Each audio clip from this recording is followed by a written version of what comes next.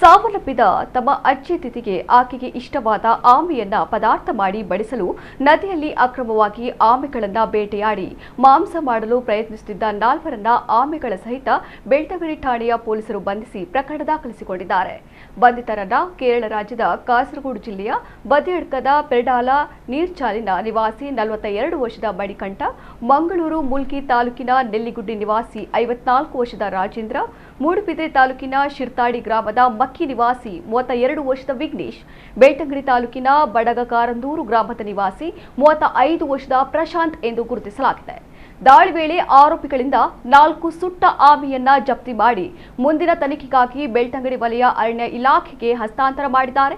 February 13ರಂದು ಆರೋಪಿಗಳು ಬೆಳ್ತಂಗಡಿ ತಾಲೂಕಿನ ವಿಜ್ಜಿರೆ ಗ್ರಾಮದ ಕಂಟಿನಿ ನಿವಾಸಿ ಸಂಬಂಧಿ ಅಜ್ಜಿಯಾದ ದೇವಮ್ಮ ಎಂಬುವರ ಉತ್ತರ ಕ್ರಿಯೆ ಕಾರ್ಯಕ್ರಮಕ್ಕಾಗಿ ಆಗಮಿಸಿದಾಗ ಆರೋಪಿಗಳು ಪೊಲೀಸರ ಕೈಗೆ ಸಿಕ್ಕಿಬಿದ್ದಿದ್ದಾರೆ. ಇವರನ್ನ ಬೆಳ್ತಂಗಡಿ ವಲಯ ಅರಣ್ಯಾಧಿಕಾರಿಗಳು ವಿಚಾರಣೆ ನಡೆಸಿ ಬಳಿಕ ನ್ಯಾಯಾಲಯಕ್ಕೆ ಹಾಜರಾಗಲು ನೋಟಿಸ್ ನೀಡಲಾಗಿದೆ ಎಂದು ತಿಳಿದು ಬಂದಿದೆ.